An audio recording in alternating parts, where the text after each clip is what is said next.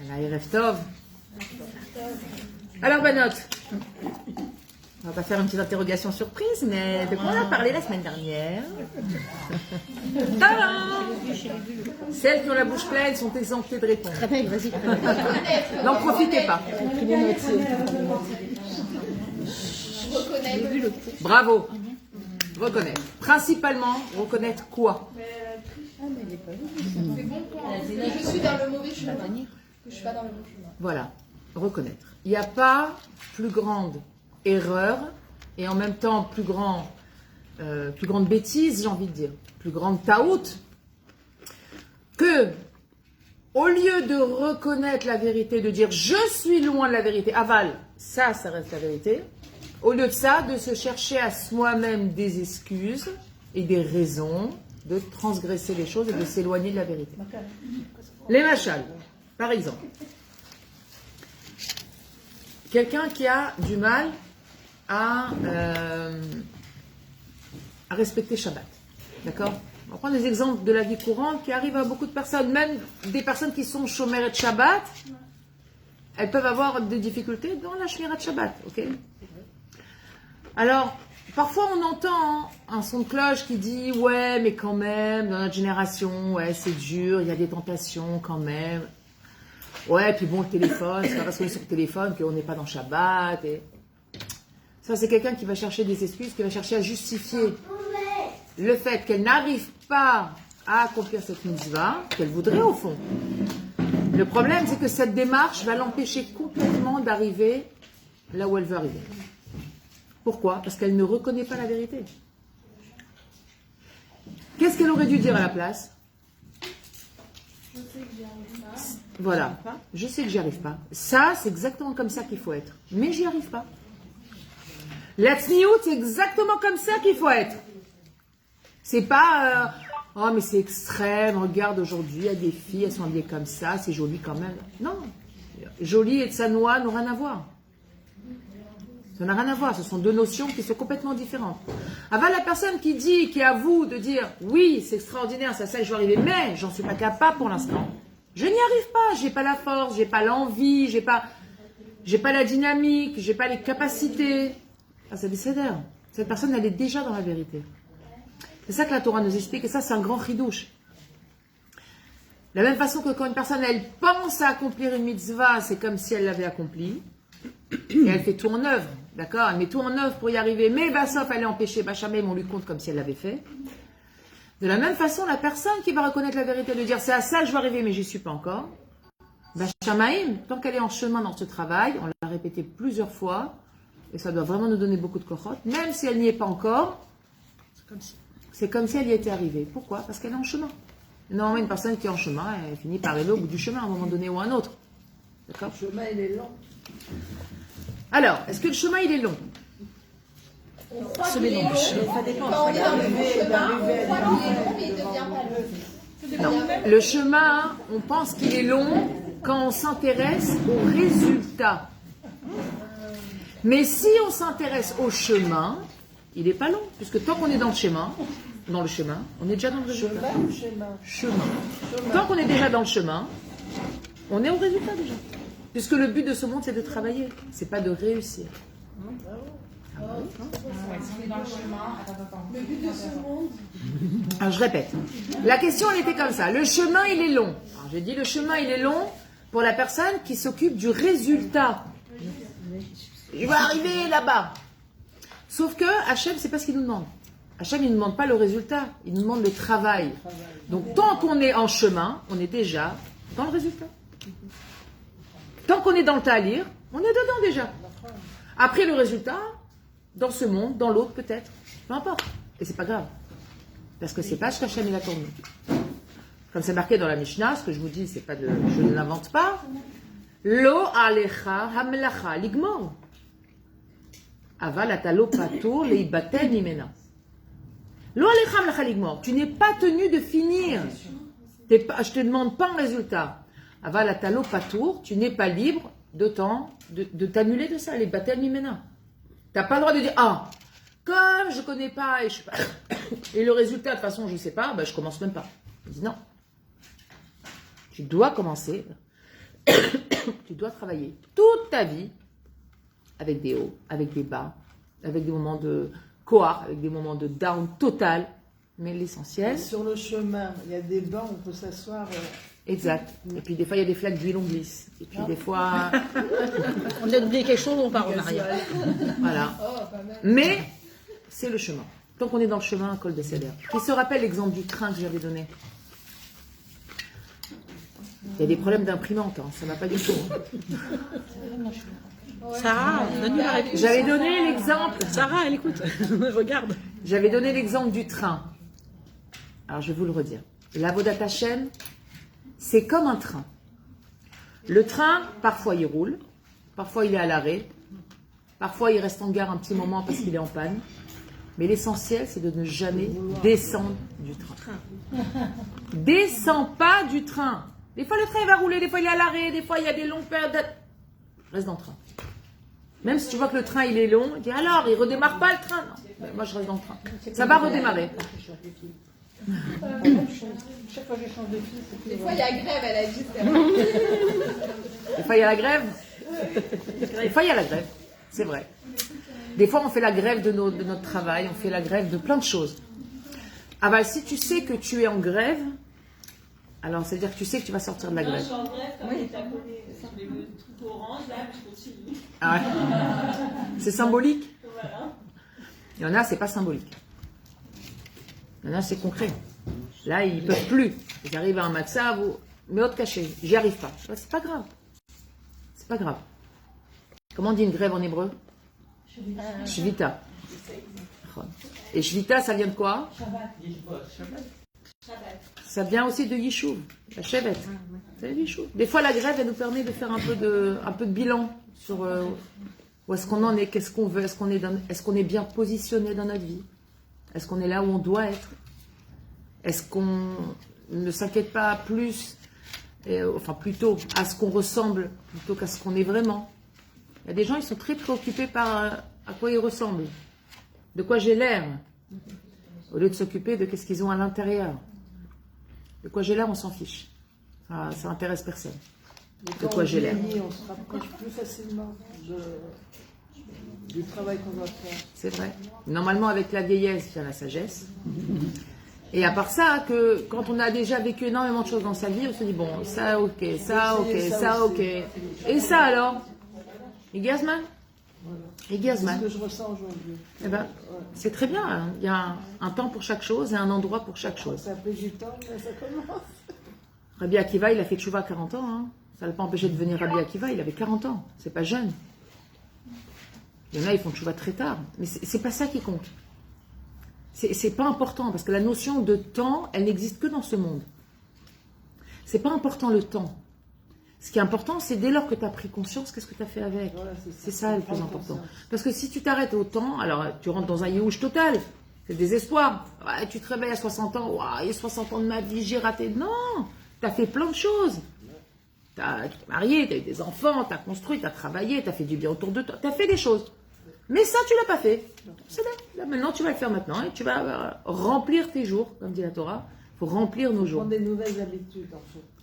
Prendre des nouvelles habitudes, réfléchir à d'autres choses, s'intéresser à d'autres choses, apprendre. Le cerveau, il est fait pour apprendre toute la vie. Il n'y a pas de retraite pour le cerveau. Le cerveau, il doit apprendre toute la vie. On doit faire travailler notre cerveau pour apprendre et continuer En l'apprentissage. fait, il faut fréquenter des gens qui sont déjà dans la religion, ils t'encouragent, Oui, ils t'aident. oui, ben, c'est sûr. L'entourage, c'est très important, dans un sens comme dans l'autre. Un mauvais entourage peut te tirer complètement vers le bas. C'est ça. Donc tout ça pour dire que la semaine dernière, on avait parlé donc de la notion du Hémet. Alors, Réchit, Kol, le plus important, le début de chaque chose, c'est quoi? Berega sheyode ala Hémet. Dès l'instant que la personne va reconnaître la vérité. Itorer bo ratson leoto davar shel kedusha. Va se réveiller en lui une volonté de cette kedusha. Ki haemet hi etzem or Hashem. Parce que la vérité, dans son essence, c'est quoi? C'est quoi la vérité? C'est la lumière d'Hashem. C'est or Akadosh Baruch Hu. Hachem, il est Emet.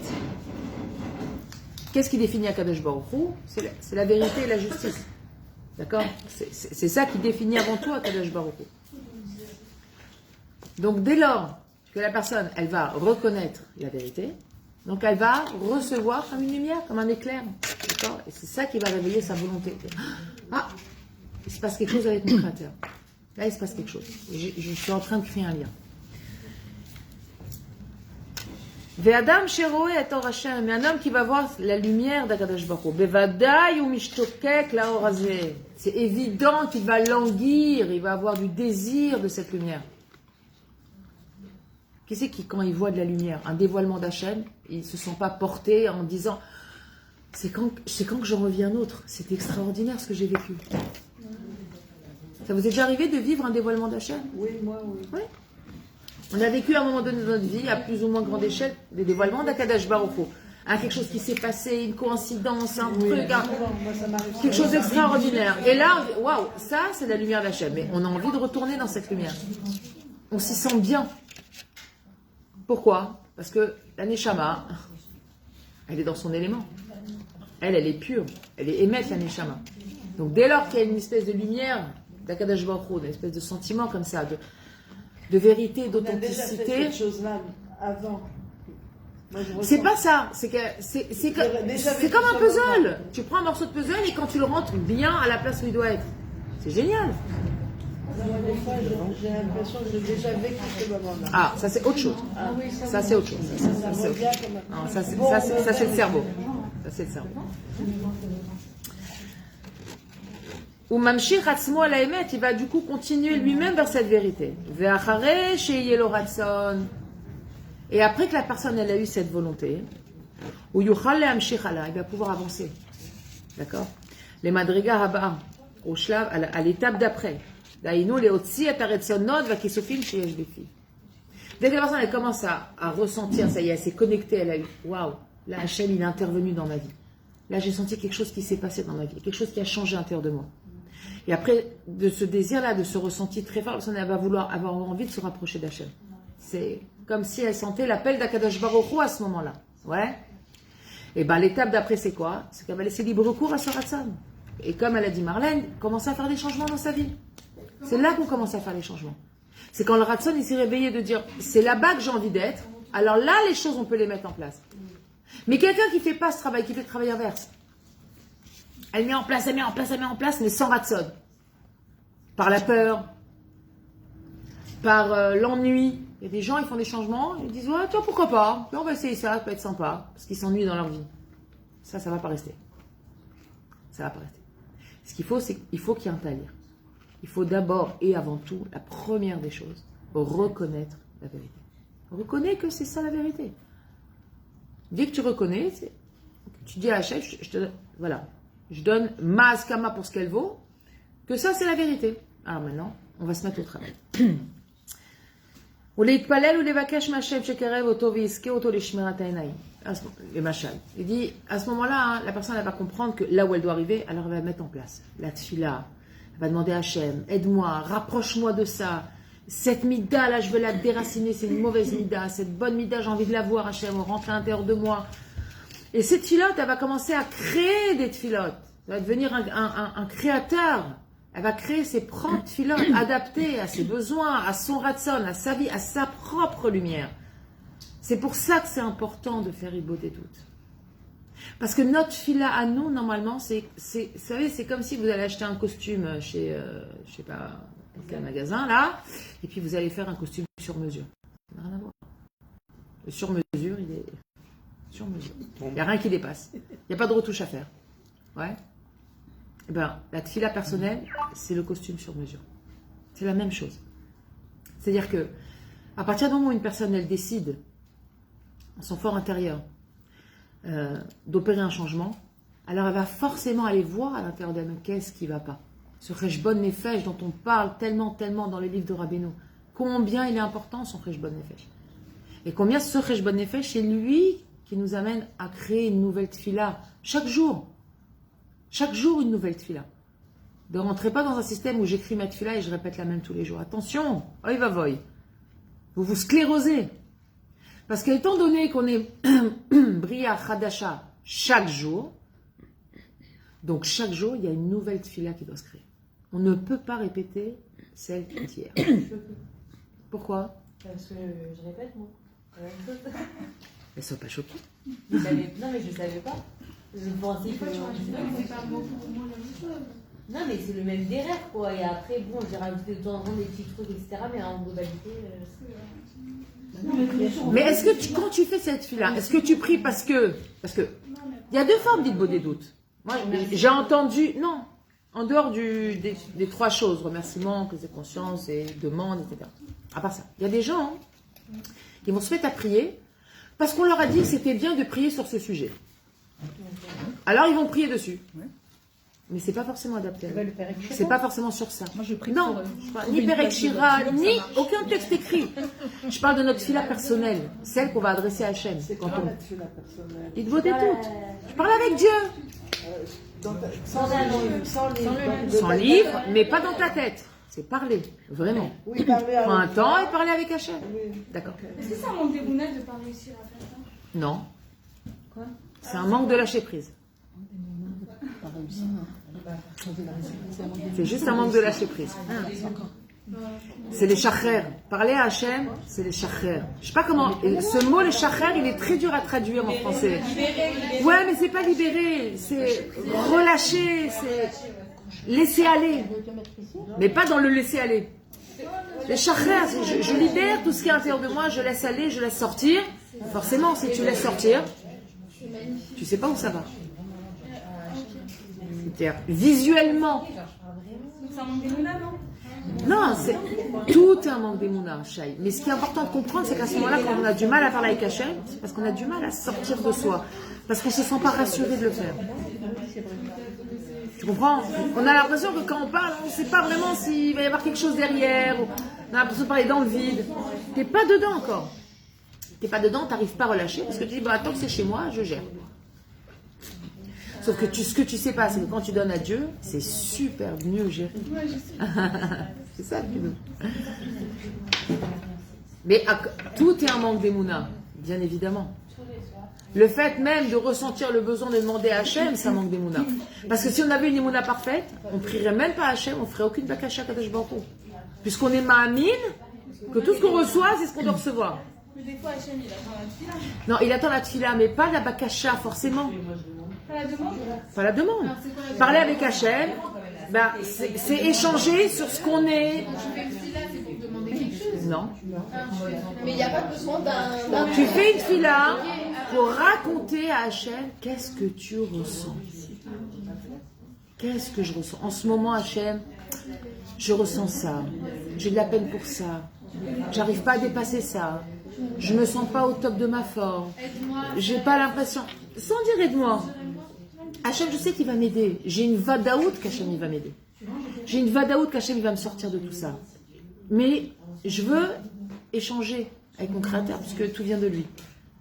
Alors je veux échanger avec lui parce que je sais que lui, il me comprend, il m'écoute, il dirige ma vie du mieux possible. Il n'y a pas mieux. Donc je vais le chercher avec lui. Mais parler surtout, là, il faut des doutes, parler de ce qu'on ressent. Ouvrir son cœur. Breslev, c'est Bassar Lev, un cœur de chair. C'est un cœur de chair. C'est-à-dire que il veut notre cœur, Hachem. Il veut notre lèvre. Il veut pas notre sechel. Parce que le sechel, il est formaté déjà. Le lèvre, il est en métamorphose constante. Il est en métamorphose constante, le lèvre. Le lèvre, c'est là où viennent se loger les émotions, le ressenti, tout ce qui fait qu'on va parfumer notre vie. Ça vient de là. Mais le lèvre, parfois, Bien sûr, le lèvre, il nous ment. C'est pour ça qu'on doit parler à Dieu. Je ressens ça, Hachem. Est-ce que ce que je ressens, c'est valable? Est-ce que c'est ça? Est-ce que je suis dans le bon sentiment? Est-ce que je me trompe? Est-ce que je me leurre? Est-ce que je me mens à moi-même? Est-ce que je ne fais pas une erreur? C'est ça. C'est ce genre de bakashot qu'il faut avoir avec Hachem. Redirige mes émotions et mes réflexions dans le Derech Hanachon. Redirige-les. Peut-être que je me trompe, peut-être que je me laisse aller en ce moment. Peut-être que ce n'est pas le derrière que je dois prendre, etc. etc., etc. D'accord. Yannick, il y a quelqu'un qui a dit quelque chose de très très bien, ça a dit le cœur et le corps et la tête. Maintenant que j'ai mentionné. Alors, E-T, E-S-T, A-I-T, H-A-I-T. Non, je suis désolée, je ne vais pas prendre de vélo. Non, mais... Je pense que Hachem, on l'appelle le Melech. C'est parce que c'est moi qui l'ai fait. Et que Hachem, ce qu'il veut, c'est pas que le cœur, c'est l'association de la tête, du cœur et du corps. De la même manière qu'on fait les mitzvahs avec le corps, avec le cœur et avec la tête. Nahon, alors, ce que tu dis, c'est vrai, mais je parlais pas de ça. Alors, attends, c'est quoi ton prénom? Avital? Alors, Avital, ce que tu dis, c'est vrai. Mais là, tu parles dans l'accomplissement de la mitzvah. Moi, je te parle pas de ça. Je parle dans la prière personnelle. Quand tu vas échanger avec ton créateur. Comme tu parles avec un ami. Quand tu parles avec un ami, tu vas dire ce que tu as dans le cœur. Tu vas pas commencer à être sirli. Réfléchis, comment tu dis. C'est une association. Non, le sechel, il est là tout le temps, parce que c'est lui qui te fait fabriquer les réflexions. D'accord? Aval, quand tu vas parler de ce que tu ressens. C'est toi, ton ressenti, c'est toi. Je ressens en ce moment de la choucha. Alors, tu vas dire quoi? Ton cerveau te dit non, t'as pas de choucha. Si, c'est ce que je ressens. Non, t'as pas de choucha. Ben quoi? Si, c'est ce que je ressens. Ben non, peut-être que je dois pas le ressentir, et c'est en ça que je vais prier Hachem. Je dis, je ressens une choucha. Est-ce qu'elle est bamakom, cette choucha? Est-ce qu'elle est dans ma tête? Alors oui, Akadosh Baruch Hu, après, il te montre que non, finalement, t'es pas faible, regarde. T'es pas en mode de faiblesse, regarde, je te mets cet événement, t'as su le dépasser, regarde. En fait, Hachem, après notre fila, Akadosh Baruch Hu, il fait en sorte que les événements de notre vie, ils viennent nous aider à travailler, à dépasser, à remettre de l'ordre. Mais le sechel, en général, il fonctionne de manière méthodologique, j'ai envie de te dire. Ok? Tu pourras jamais dire à ton cerveau que 1 plus 1, ça fait pas 2. C'est pas possible. Il sait, 1 plus 1 égale. Aval, nos émotions, elles peuvent nous tromper. Et on peut se tromper de définition. Et on peut se tromper de sentiment. Par exemple, quelqu'un, par exemple, qui dit ah là, Hachem, je suis trop timide, je suis timide, je suis trop dans mon coin, je suis ça. Donne-moi du caractère, donne-moi du peps comme ça, que je puisse être un peu plus chevrati, etc. Ouais. La personne, elle pense que c'est ça le problème. La Torah, elle dit non. La timidité, c'est de l'orgueil. Ah ouais? Ouais. La timidité, c'est de l'orgueil. Comment ça, c'est de l'orgueil? Parce que c'est une personne qui, comme elle est très victime du regard de l'autre, alors elle va pas oser faire de peur qu'on porte un jugement négatif sur elle, etc. Donc elle passe dans son coin. La Torah dit, la timidité, c'est de l'orgueil. Ça ne veut pas dire qu'il n'y a que dans la timidité qu'il y a de l'orgueil. C'est pas ce que j'ai dit. Attention. Ça veut dire que nous on pense que Hachem aide-moi à être plus comme ça. Mais non, en fait ce qu'on doit demander à Hachem c'est aide-moi à enlever mon ego. Que je sois plus victime du regard des gens ou créer à cheval sur le regard des autres. Tu comprends? C'est en ça qu'une émotion elle peut nous tromper. Hein? Il a peur du jugement.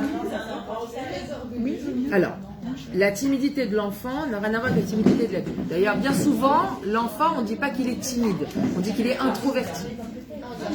D'accord? Introverti, ça veut dire qu'il n'a pas encore trouvé dans le monde des adultes une sécurité. Ça, c'est l'enfant. D'accord? Après, il y a l'adolescent qui s'autorise à faire plein de choses justement pour briser ça. Pourquoi l'adolescent, il fait plein de bêtises? Pour ça. Pour briser le regard de l'autre. Justement, lui, il sort complètement, il a aucun orgueil. À ce moment-là. D'accord? Eh ben, je m'en fous, ils ont qu'à penser ce qu'ils veulent de moi, je m'en fiche. Là, il brise ça.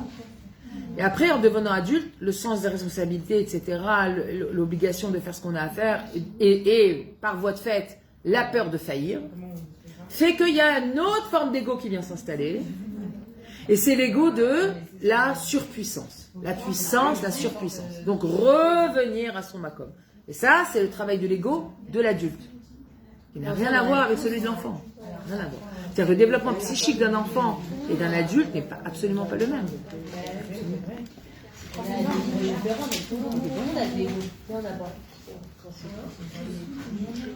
Victoria. Ouais, il a dit. Merci. Je sais qu'après, tous les soirs, je refais le chiour à mon mari. Je tiens à te le dire. Ah ouais?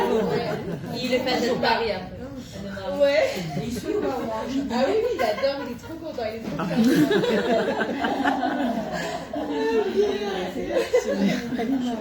Voilà, Kavod. C'est bien. Est-ce que tu l'as sorti des Hidushim au moins? Ouais. Grave. Bon, ça va alors.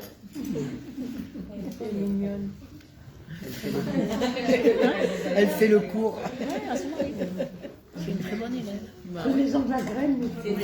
Ah ouais. Elle prend des notes, elle. On a que les murs. Non, nous, on n'a pas besoin de notes. On a tout dans la tête. Que les murs. On a qui faire le cours.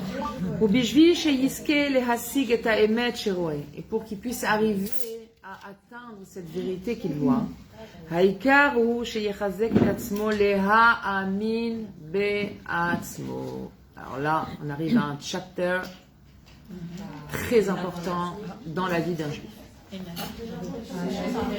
Croire en soi. Alors, si je fais un tour de table et que je pose la question, qu'est-ce que veut dire Le'amin be'atzmecha, be'atzmi, je sais que je vais avoir plein de réponses qui vont être très intéressantes. Alors, je vous écoute. Alors, se connaître, se respecter, Confiance en soi. confiance en soi, Savoir qui on est, où on en est. s'aimer. Quoi d'autre? Se bichonner. Se valoriser. Se valoriser. Savoir ce qu'on sait faire. Connaître ses forces et ses faiblesses. Prendre du temps pour former. Ouais, Prendre du temps pour soi. ça rentre dans les Amin Be'atzmecha. Se connaître. C'est quoi la question? La question, elle est, quelle définition vous donneriez à les Ha'amin Be'atzmecha? Traduction littérale, croire en toi. Ben, je pense que Boréolad m'a donné toutes les Son bien-être. pour y arriver et penser que j'y arriverai. Ok. Quoi d'autre? Ne pas laisser place au safek. Bravo. Ah, le safek de quoi? Vas-y, Avital. De n'importe quelle chose, des choses qu'on peut faire, qu'on ne peut pas faire. Et de ne pas donner à quelqu'un d'autre le pouvoir d'insulter le safek. Exactement. C'est souvent l'autre le problème, c'est pas chez nous. Avoir de Le l'assurance. problème du safek, il vient toujours, enfin, Rov Azman, il vient de l'extérieur. Quelqu'un qui vient nous fragiliser. Avoir de l'assurance aussi. Alors, oui, avoir de l'assurance, ça vient quand tu es arrivé au matzav où t'es ma'amin be'atzmecha, alors là, tu as de l'assurance.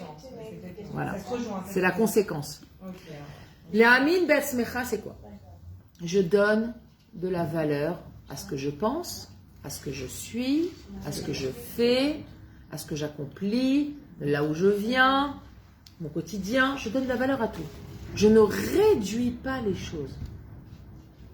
Oh ouais, ma tfila, tu vois pas, j'ai même pas la tête couverte, tu vois pas comment ma tfila est importante. Un cachour. Un cachour. Quel rapport entre le fait que tu aies la tête couverte ou pas et que ta tfila elle a de la valeur aux yeux d'Hachem? Qu'est-ce qui t'a permis de faire ce rapprochement? Oui, mais alors attends, je une question. La tefila, ça doit se faire avec la tête couverte obligatoirement ou pas? Avec La tête couverte ou pas? Avec la tête couverte? Quand tu prononces le nom divin. Donc tu es obligé de porter. Voilà. À chaque fois que tu dis Baruch Ata et le nom d'Hachem, tu dois avoir la tête couverte. Surtout chez nous les Sfaradim, normalement, le Shoresh de la halakha, c'est que même les jeunes filles, à partir de 8 ans, elles doivent mettre quelque chose sur la tête quand elles récitent une bracha. Alors aujourd'hui, c'est quelque chose qu'on ne tient plus du tout, ça s'est perdu complètement. Mais il faut savoir qu'avant, à Djerba, etc., les petites filles, elles avaient des foulards. Hein, elles avaient la tête couverte. C'est rare, les jeunes filles. Ah oui, oui, oui. Ma petite fille. Ça veut dire moi, j'ai une fille à 12 ans, je vais voir Bah, déjà, ça doit faire les toilettes. Ben, Elle fait la prière. Donc forcément, une gamine de 12 ans, obligatoirement, elle doit se couvrir la tête. fait la tefila. pourquoi? Quand elle prononce le nom d'Hachem. Une gamine, par exemple, je vois Non, mais normalement, le lien de la tête couverte, c'est le principe de la femme mariée. Bah oui. Elle couvre ses cheveux pour son mari. Tu disais tout à l'heure que... Alors, j'ai expliqué. Alors, le lien de la tête couverte, c'est quoi? C'est parce que, par définition, la Torah dit que dès lors qu'une personne a couvert sa tête, ça lui donne la hirat shamayim. C'est une notion d'être nichna devant Dieu. Alors, c'est marrant parce que dans le monde goy, c'est l'inverse. Quand il rentre quelque part, il se découvre. Et nous, on fait l'inverse. Quand on va dans un endroit, un avraire qui a sa kippa en train de faire, puis qui embête avec ça, tu mets son chapeau. Pourquoi? Parce que c'est comme prendre encore un hall sur soi. Je suis pas nu-tête, moi, je fais ce que je veux. J'ai un hall sur moi. J'ai quelque chose sur ma tête tout le temps. Qui me rappelle Maïrat Shamaïm, qui me rappelle tout ça. Donc si je donne de la valeur à ce que je suis, si je donne de la valeur à ce que je fais, et je ne rentre pas dans des considérations du style « je suis pas à la hauteur », mais qui je suis moi pour demander à Dieu, mais de là où je viens, c'est hyper compliqué. Ça, c'est des gens qui avanceront pas. C'est de la fausse modestie. C'est pas de la fausse modestie, c'est une erreur de jugement. Je pense pas que c'est de la fausse modestie, je pense qu'il y a vraiment des gens qui le pensent sincèrement. Et sur nos échecs. Eh ben, Pas Eh d'échec. ben, Il n'y a pas d'échec. Culpabiliser, c'est ça. Ouais. Il n'y a pas d'échec.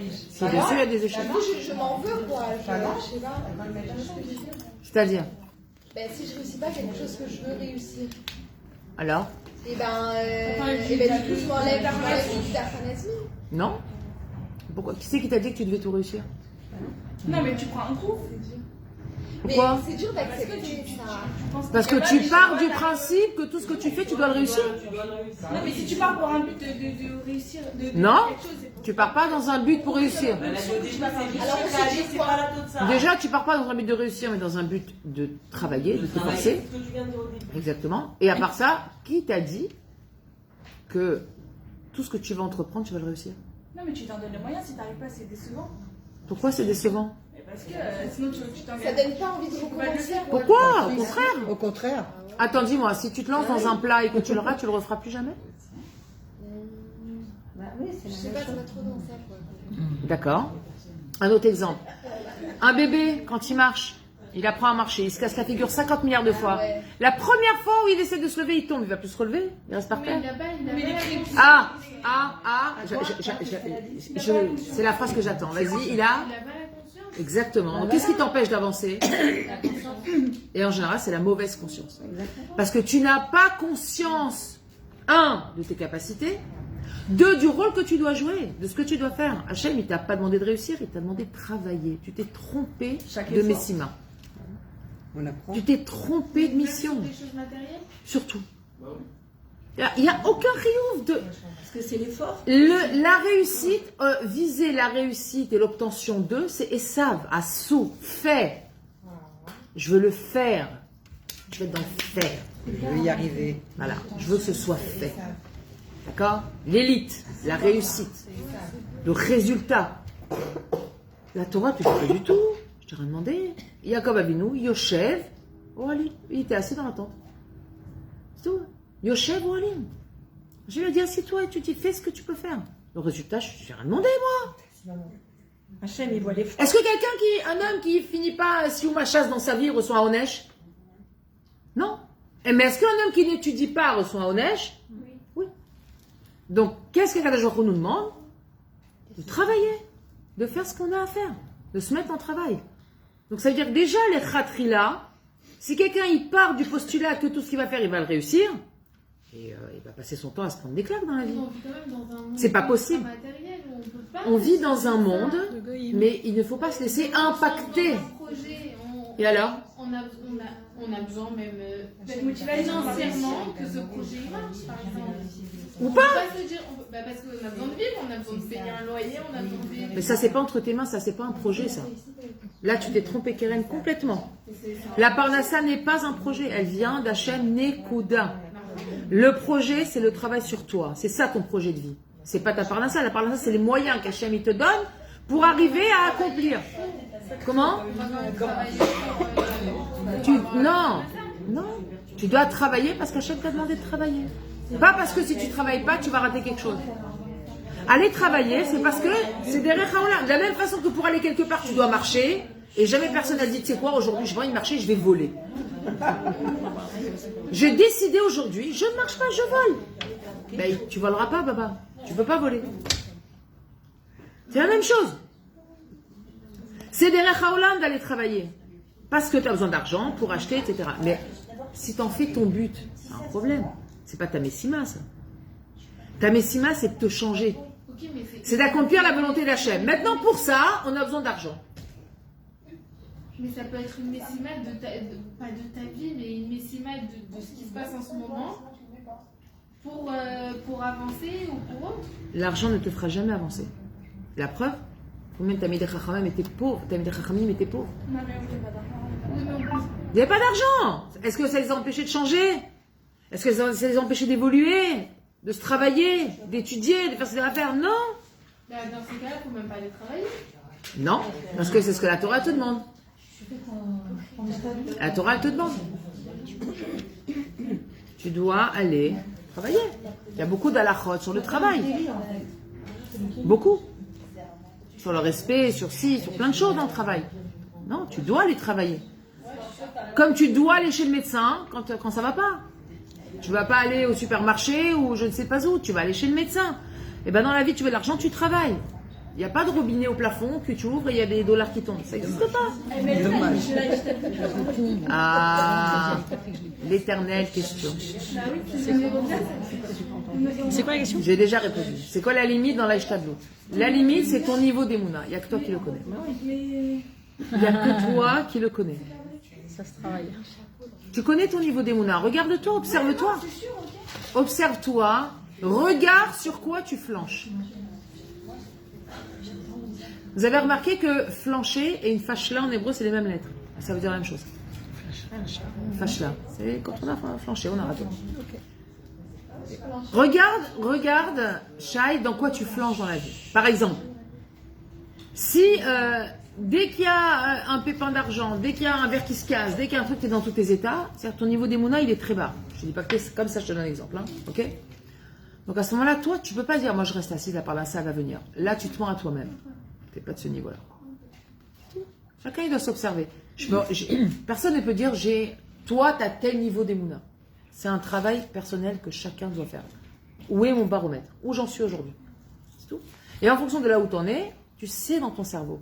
Si tu fais pas l'effort parce que tu es paresseux, ou tu fais pas l'effort parce que tu dis, ça sert à rien. Je sais qu'Hachem va me donner, je veux pas mettre mon énergie là-dedans. Je préfère m'occuper d'autre chose. Et d'ailleurs, tu verras souvent que les gens qui ont un niveau d'émouna très élevé, qui s'occupent pas de ça, ils vont s'occuper d'autre chose. Mais ceux qui disent, je m'occupe pas de ça par flemme, en attendant, ils font rien d'autre. Ils restent oisifs. Donc, observe-toi. Quand on s'observe, on sait exactement où on en est. Il ne faut pas se mentir à soi-même. Une personne, elle doit s'observer. Savoir si, ce qu'elle décide, même si, au final, elle dit, ah ouais, c'est de la paresse. Bon, ben, c'est de la paresse. Ok, tu veux pas aller chez le médecin, tu veux pas, hein, c'est de la paresse. Ne dis pas, c'est Maïmouna. Ne mens pas. C'est ma paresse. C'est-à-dire, je dois travailler ma paresse. Et c'est ok. C'est très bien. On n'est pas tous obligés d'arriver dans ce monde à avoir 100 sur 100 dans tous les mitranim. Qui se mentir vraiment à soi-même. Comment? Qui se mentent à eux-mêmes. Ah, il y a plein de gens qui se mentent à eux-mêmes, je suis garantie. Ça, c'est le monde dans lequel on vit aujourd'hui. Les gens qui se mentent à eux-mêmes. Mais ils vont en payer les frais, donc c'est quoi l'intérêt de se mentir à soi-même? Ils Ils vont finir par être ultra endettés.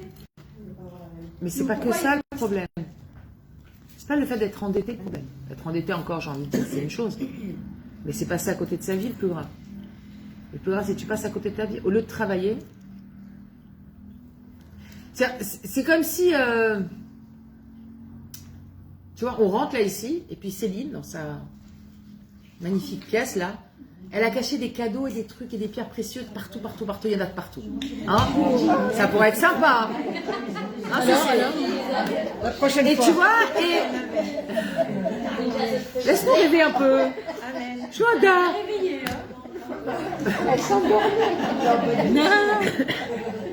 Et au lieu de rentrer, de commencer à chercher les choses, tu rentres, tu regardes par terre, tu dis, oh c'est marrant, il est sympa, il est du carrelage. Tu vas me dire, mais c'est quoi ça? Tu dis, non, c'est trop haut, je préfère regarder par terre. Tu vas rater. Tu vas rater.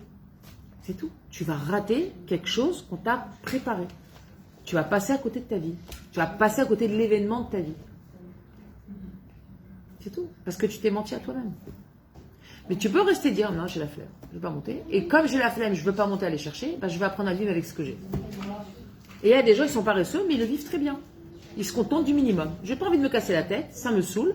Et je suis très bien contentée du minimum. À Kol Besséder. Ces gens-là, ils sont émettes. Ces gens-là, ils sont émettes. Ils sont en accord, en concordance entre leurs actions et leurs ressentis. C'est d'agrément. Mais chacune, elle sait. Chacune, on sait exactement où on est notre niveau de vie.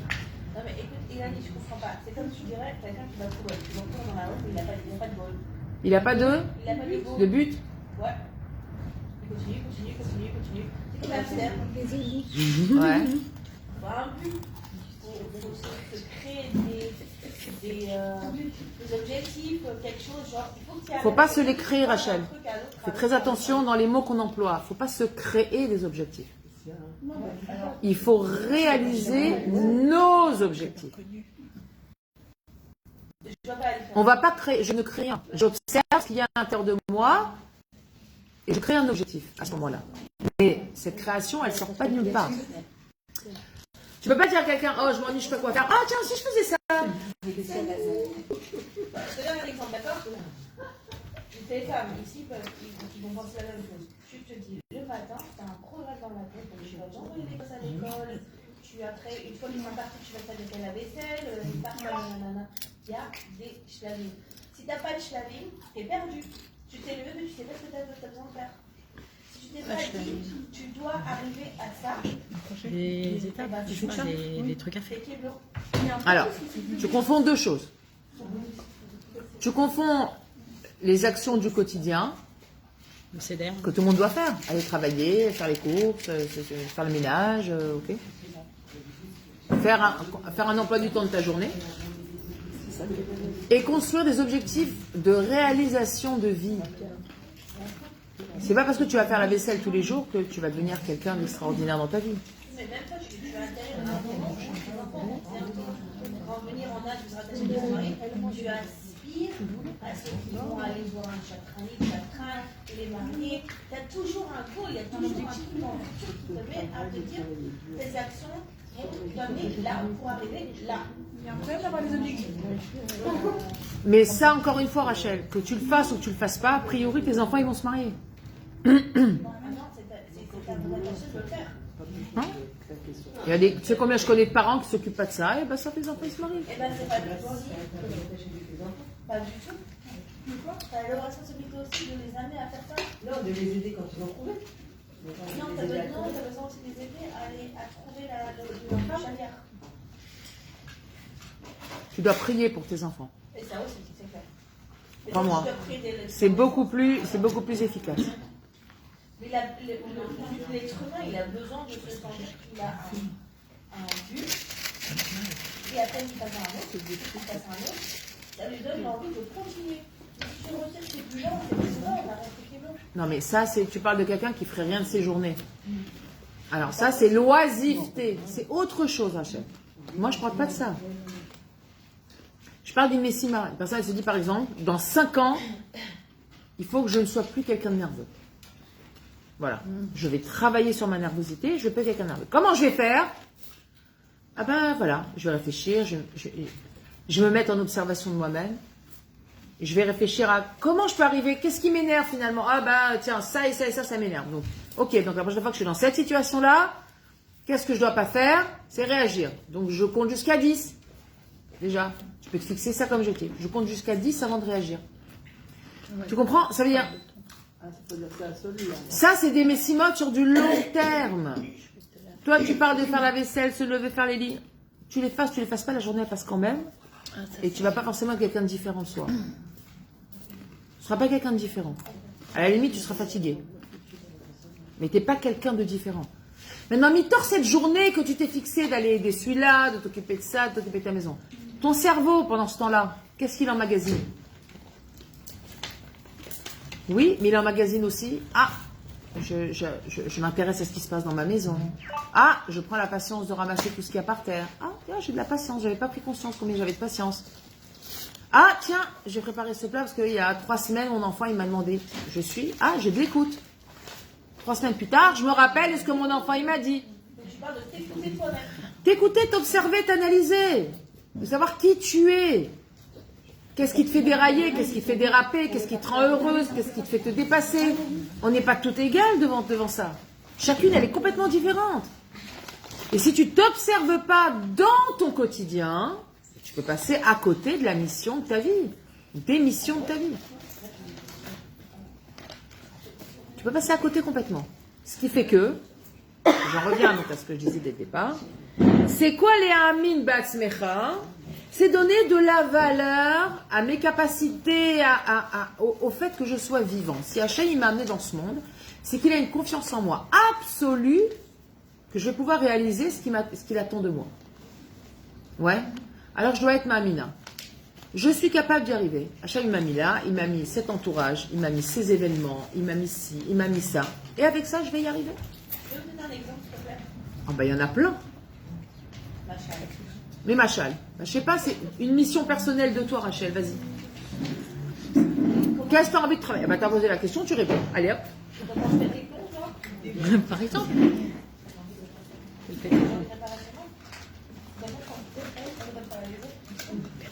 Rachel, tu as une facilité dans le fait d'aider les gens, c'est indéniable. Moi, je veux que tu me dises quelque chose qui est dur pour toi. Ne me dis pas supporter mon mari, ça rentre pas dedans. Très bien. Quelque chose que tu veux changer chez toi. Toute la maison. T'as pas dit Pas le papier peint. T'as pas dit péter les plombs? La patience? Très bien. Alors, d'après toi, comment on travaille la patience? J'évite de me énerver. Je sais qu'il y a quelqu'un qui va péter les câbles. Je vais à l'ouest. Ça s'appelle fuir. Ça va vous mieux fuir que je suis quelqu'un. Non?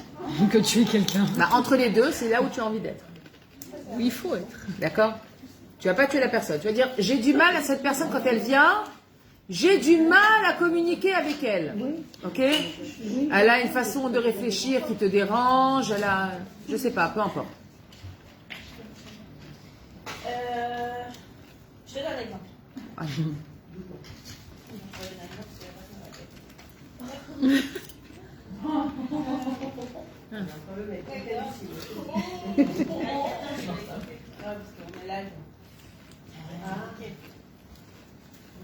Tu es trop loin, on t'entend pas. On ne te voit pas, ça va. Non, non, non. Non, t'entends pas. non, on n'entend pas.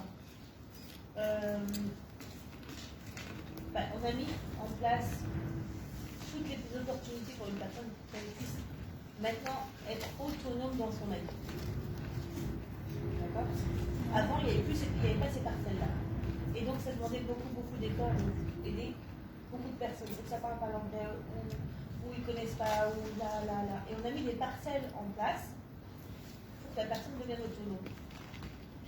Et c'est une personne m'appelle et elle me dit est-ce que tu peux m'aider à faire ci et ça? Je n'ai pas encore aidé ou pas. Et je lui dis mais écoute, regarde, si tu veux, maintenant il y a un service. Bon, maintenant ce service il est payant, mais moi, tu peux complètement être indépendant sur tout, quoi. Sur les papiers, sur la traduction, sur les accompagnements dans les rendez-vous. Elle dit oui, mais c'est à tout d'âge. Je fais ça avant, mais ouais, c'est ça. Mais des fois, il faut que tu comprennes que tu dois lâcher un peu pour que tu gagnes plus. Et à ce moment-là, tu seras complètement indépendant. Voilà. Sur toutes les parcelles, sur tous les détails que j'ai donnés, que c'était nécessaire pour les choix à venir, très bien, faire. Ils veulent rester sur cette parcelle de dépendance. Non, c'est pour l'argent. C'est pour Alors l'argent, ils ne veulent pas dépenser de l'argent peut-être aussi. Hein. Tout ça, bien sûr. D'accord, quel est le problème là-dedans? Après, la personne du gouvernement, sans dire dans le détail de quoi on parle, elle m'appelle et m'a dit la dame, elle est à côté de moi, elle parle pas l'hébreu, est-ce que tu peux l'aider ou je peux venir pour remplir le document? Je dis, tu peux me la passer 2 minutes et je lui dis, tu vois maintenant dans quelle situation tu t'es retrouvée? Je ne peux pas venir pour chaque rendez-vous de chaque personne, la communauté, elle a grandi maintenant. C'est pour ça que je t'avais dit qu'il fallait faire ci, ci et ça. Je viens me déplacer cette fois-ci, mais je ne recommencerai pas. 2 jours plus tard, on est au même point qu'il y a 2 jours. Non, c'est pas ça que j'ai dit. Bon. Ça m'a fait de la peine de dire non. Ça m'a énervé en moi-même. Quel genre de personne je suis que je vais dire non? Mais je suis dit que si je vais dire oui, il y aura une troisième. Et puis puis il y aura le quatrième. D'accord. Maintenant, en quoi c'est un manque de patience? Ça me met hors de moi parce que les Pourquoi? parce que ces gens-là, ils doivent être indépendants et à la cause de cette personne, ça m'a fait de la peine de vouloir lui dire non. D'accord. Mais je Alors, suis dans- quel est le problème? Quel est le problème dans le raisonnement de Rachel? Oui, mais elle a pas de patience. Elle est trop Elle gentille. s'attache au Elle a résultat. fait ça pour leur bien, c'est pas. Non, elle a perdu patience. Pour un enfant, quand on dit non, quoi. C'est tout, c'est. Non, allez creuser. Vous n'allez pas creuser. Oui, mais c'est pas le problème. Bien avant d'arriver là, il y a déjà un problème. Ben, l'argent. Non, même Elle lui a Dans son raisonnement, il y a un problème, pas dans ce qu'elle fait. parce que Dans sa façon de raisonner. Il y a que- Moi, ça m'a grincé aux oreilles. Elle veut changer la personne. Exactement. Rachel, si tu veux aider quelqu'un, tu dois l'aider dans ses capacités à elle. Azov, Ta'azov, Aimo, la Torah elle dit. Avec lui. Si la personne, elle n'est pas choutafa, choutafa. Tu veux pas, c'est pas grave, ma chérie. Fais comme tu peux. Comment? Mais non! C'est pas parce que la personne, elle n'a pas la compréhension que toi tu as, que c'est un problème. C'est pas un problème. C'est un problème si tu veux que la personne arrive à ton niveau, à toi. Mais quand tu aides quelqu'un, ah non, ça ne doit pas la déranger. Elle dit, je ne peux pas. J'aurais adoré, je peux pas. Au revoir ma chérie. C'est un problème. Il faut apprendre à dire non. Dire non, c'est pas de la méchanceté. bah non. Exactement. Moi, je respecte. Non, parce que tu donnes pas de la valeur à ton temps. Mais c'est son problème. Mais c'est son problème à cette personne. Tu peux. Alors, excusez-moi, mais pour moi, c'est très important de rectifier parce que vraiment, ça grince à mes oreilles. Tu ne peux pas rentrer chez les autres. Dans leur tête. Tu peux pas. Ah, la personne, mais c'est son problème. C'est pas mon job à moi de transformer le cerveau des gens. Le déclic, il doit venir de l'intérieur. Si cette personne, elle ne veut pas se dépasser, eh ben, tu te mets à son diapason. Tu veux pas te dépasser? Pas de souci. Moi, je peux pas venir.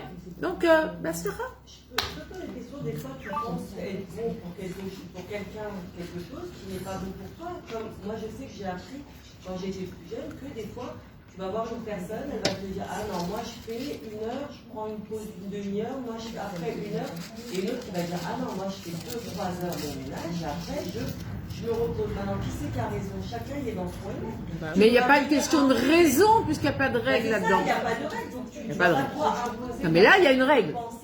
Là, il y a une règle. La Torah, elle te dit, Azov, Ta'azov, Aimo. Tu veux aider une personne, il faut qu'avec elle. Si la personne, elle ne veut pas être aidée, tu ne l'aides pas. La Torah, elle est claire là-dessus. Si t'en souffres, entre guillemets. Si t'en souffres, c'est que tu t'es pris pour Dieu.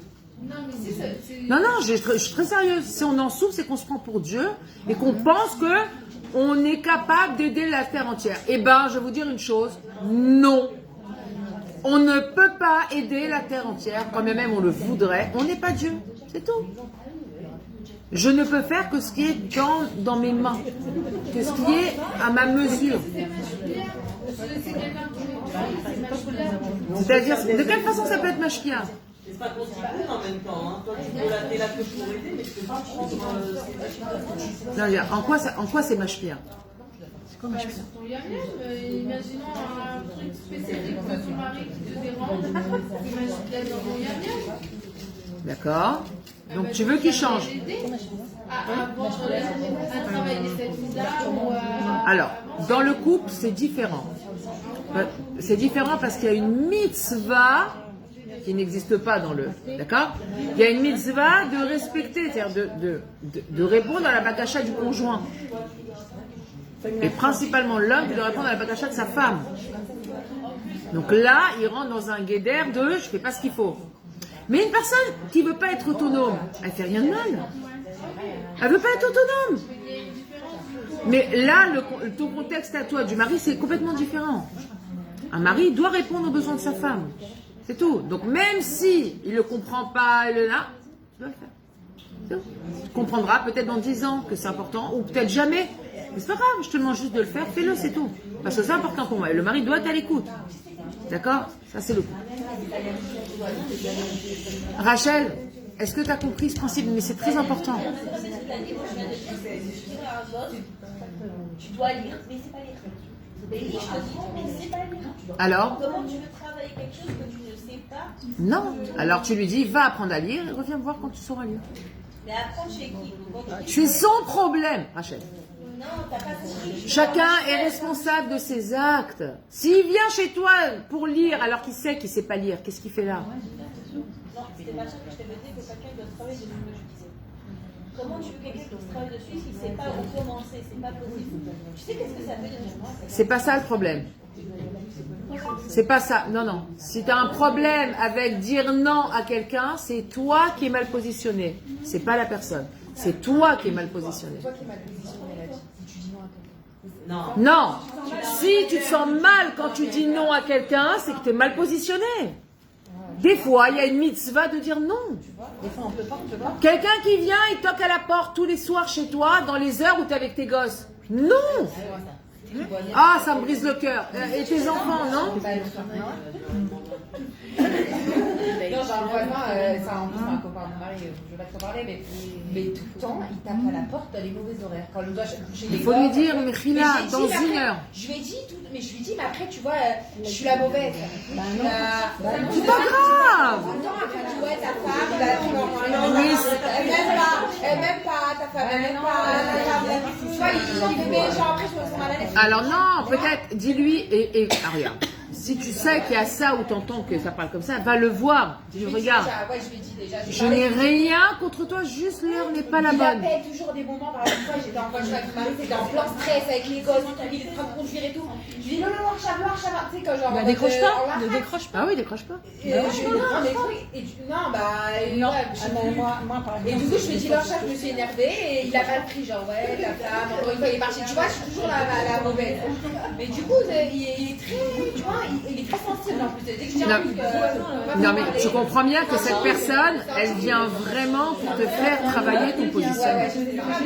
Ah, je lui dis à mon mari, parce qu'on il apporte beaucoup à mon mari, tu vois, il a des trucs comme ça que je me la ferme, on va dire comme ça, sans goût, pour pas être, voilà.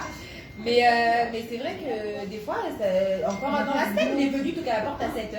Je lui dis, mais alors, à 7h du soir 7h du soir, tout le temps, 7h, 8h. Samedi, il est venu, toc toc toc, on voulait dormir. Toc toc toc. Il n'ouvre pas la porte. Non, mais ne réponds pas. J'apprends, mais Après qu'elle ouvre la porte, elle lui répond. il a ouvert la porte. Moi, je réponds pas. Mais pourquoi? Mais il bloque pas. Des fois, il vient dans des moments où on ne veut pas qu'il y a des choses, qu'il y a des trucs familiales, quoi, privés, qu'on ne veut pas que. Voilà. Et, ouais, des trucs. Bref. Et il vient. C'est un petit coup, je sais que c'est un petit coup. Est-ce qu'il a le numéro de ton mari? Bah oui, non, mais sinon. Alors tu dois lui dire. Tu dois lui dire, regarde, je veux pas que tu viennes chez moi l'improviser, je veux que tu appelles avant de venir. Mais je lui ai déjà dit. J'ai déjà dit une fois, il venait souvent toquer, des fois j'avais pas de kissouille, donc j'étais obligée de me couvrir comme ça avec le kissouille. Oui, ça va, etc. Donc du coup, j'ai dit à mon mari, il va répéter. Non, mais quand il vient, Mais ça revient de Il vient comme il vient peut-être tu lui dis, et qu'en fait il retient, mais il va revenir au bout de 2-3 mois, pendant 2-3 mois, tu vas le voir, il va revenir.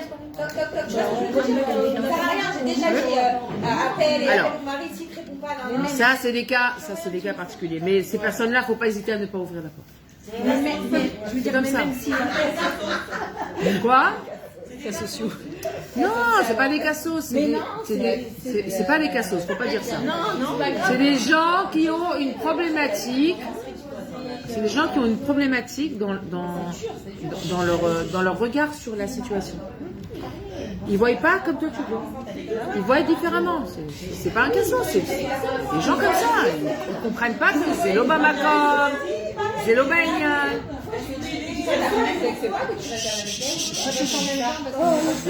Ma note. C'est normal.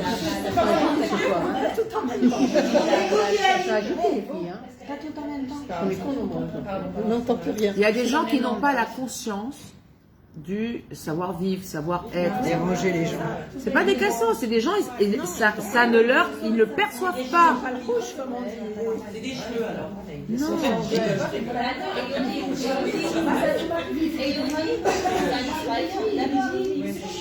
Non, non, mais ça n'a rien à voir. Il y a des Français aussi, c'est pas pareil. Ça n'a rien à voir.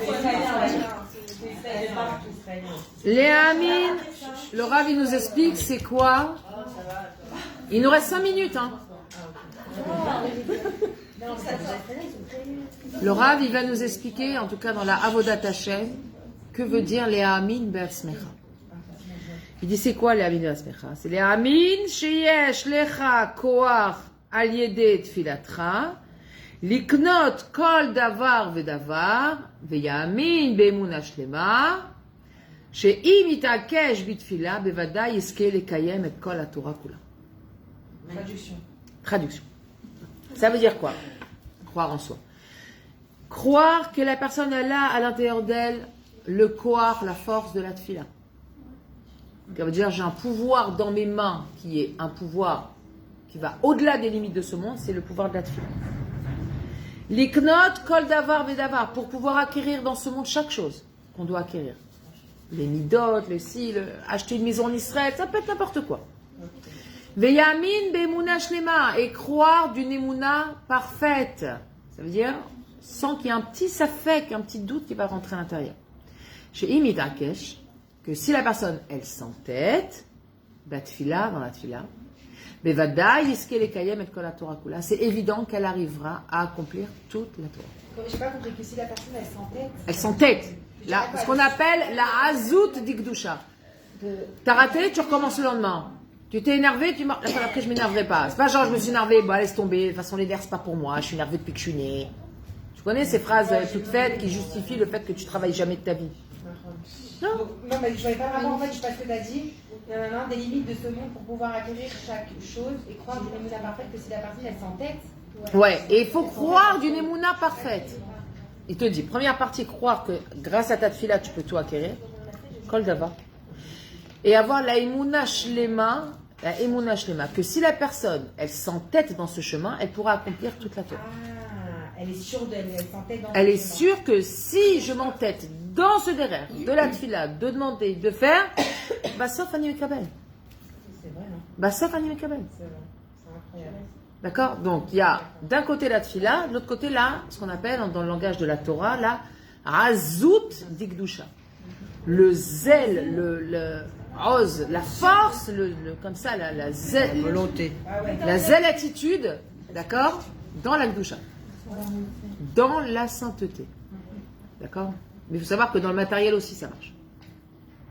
Sauf que je vous déconseille de prier comme ça sur du matériel, parce que parfois, recevoir du matériel, c'est pas forcément un cadeau. Il faut savoir gérer le matériel. Tout le monde n'est pas capable de gérer un surplus de matérialité. Qu'est-ce que tu appelles un surplus de matérialité? Quelqu'un qui gagne au loto. Ah, d'accord. C'est un gros surplus. Hein. Oui. Ah, d'accord. Quelqu'un qui hérite de l'argent, d'un bien, n'importe quoi. Il y a des gens, ça leur tourne la tête. Ils ne sont pas capables de... Non, mais tu peux prier en disant c'est pour la mitzvah. Oui, mais tu dois prier en même temps qu'Akadosh Baruch Hu t'aide à faire en sorte que ce soit vraiment pour la mitzvah. Parce que ne crois pas, une personne qui reçoit un gros somme d'argent, le Yetzirara, il ne va pas le laisser tranquille. Hein.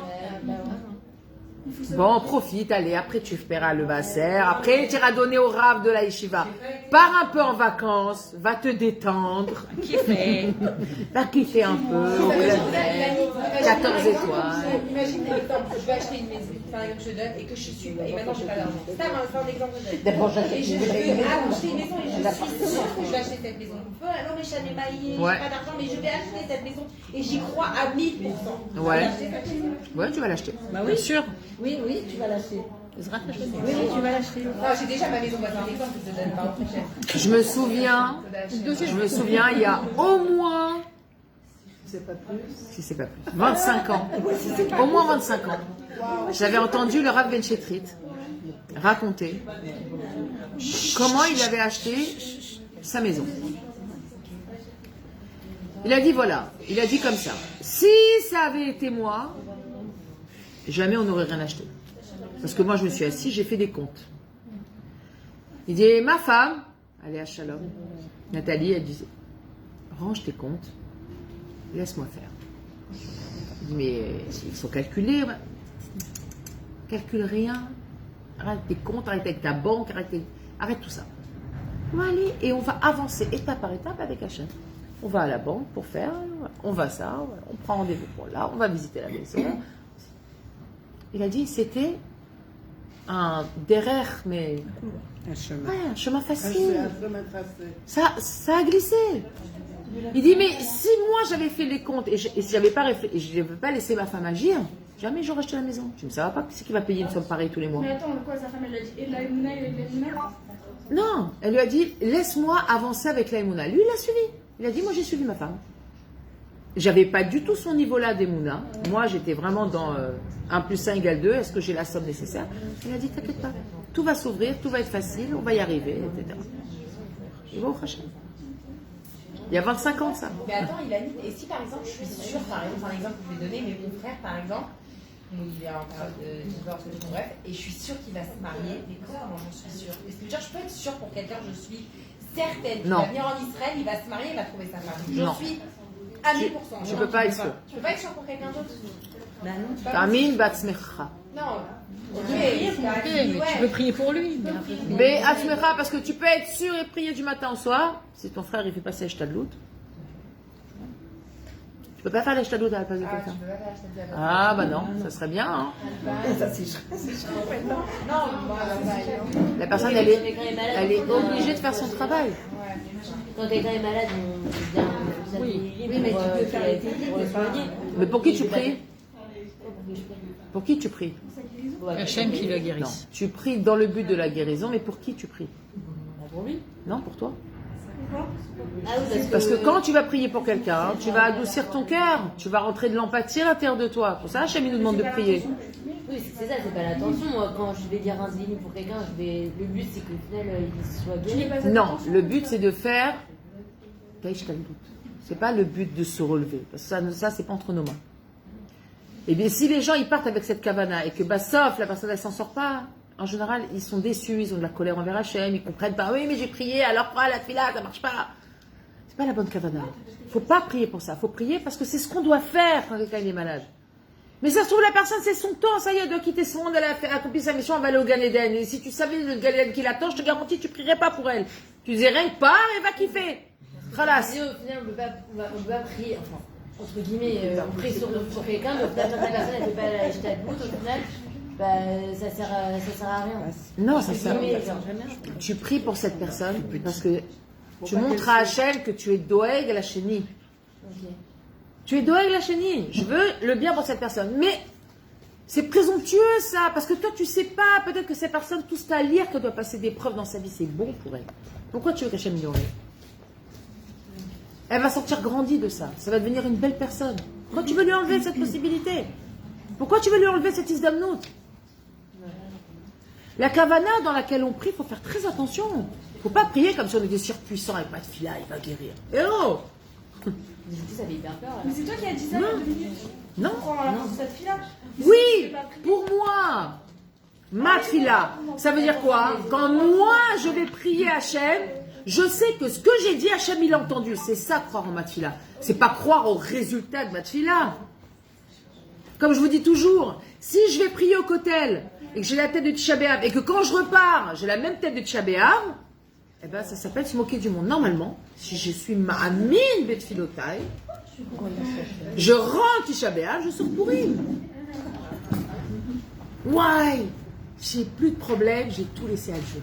Oh, il va s'occuper de tout. Moi, terminé. C'est comme ça qu'on devrait être, si on était Ma'amin dans notre filote. C'est ça. Mais moi, je peux pas être Ma'amin pour l'autre.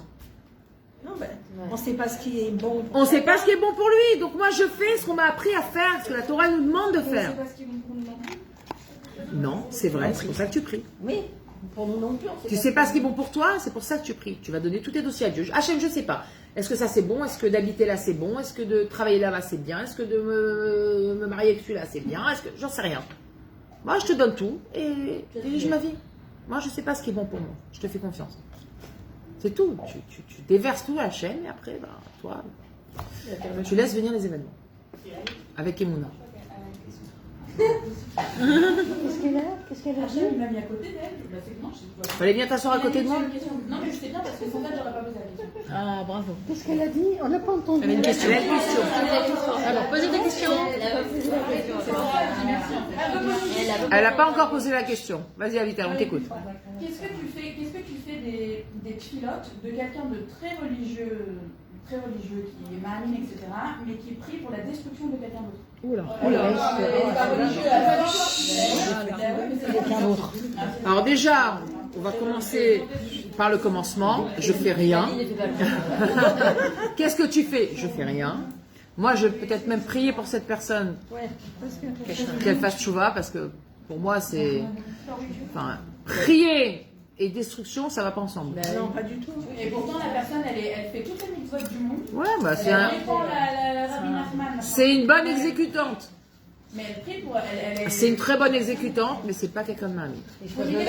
Quelqu'un de bien non plus. Cette personne dans cette fille-là. Cette fille-là, elle a une force parce qu'elle fait toutes les mitzvot. Qu'est-ce que je peux faire? Qu'est-ce que tu fais avec la Ben, qu'est-ce que je peux faire? Prier. Parce qu'elle doit lui dire. Qu'est-ce que je peux faire? Il faut lui dire que c'est pas bien. Elle a de la force, est-ce que tu sais que la lotte, elles ont de la force? Ah parce que la bah, personne, elle a des- c'est sûr, chaque fille-là, elle a du corps. Hein. La Torah, elle dit, quand le voleur, il dit Hachem, aide-moi à voler, Hachem, il est obligé de l'aider.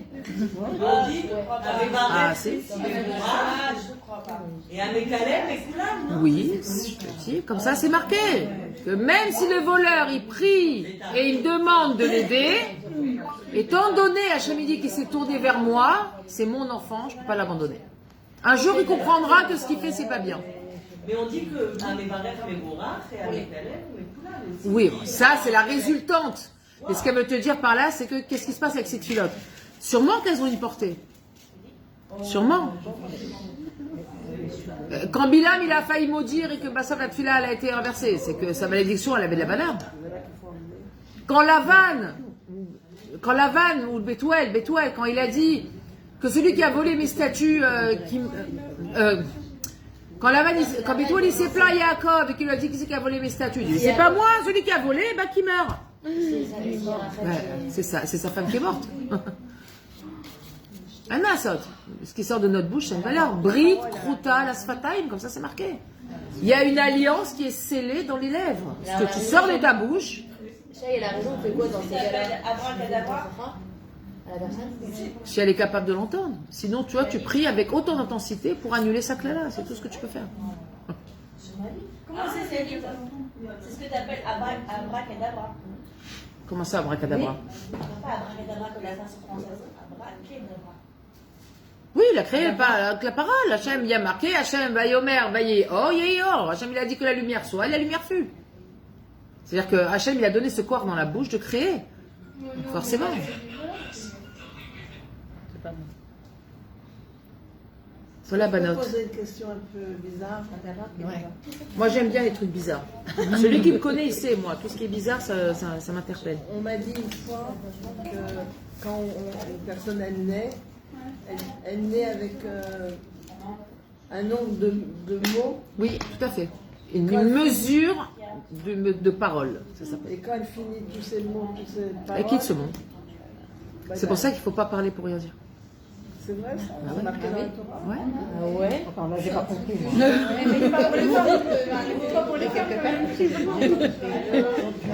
Moi, j'ai pas compté. Il y a un nombre de mots à dire. Donc, quand on vient dans ce monde avec un package de mots à dire, Et quand dès qu'on a fini le package. il faut les compter alors les mots. On sait pas le chiffre. C'est pour ça qu'il faut faire attention. Alors j'évite de passer. Non, il faut éviter de parler des bêtises, parce que les mots là, c'est les mots de Batala, pas les mots de Torah. Ceux-là, ils rentrent pas dans le Cheshbon. Alors, on parlait que de Torah. Que des choses constructives, intéressantes, bien. Le quota de mots, c'est le quota de mots de Batala, de mots Les méchants. Les mauvais mots. de paroles qui veulent rien dire. Ça sort l'homme de ce monde.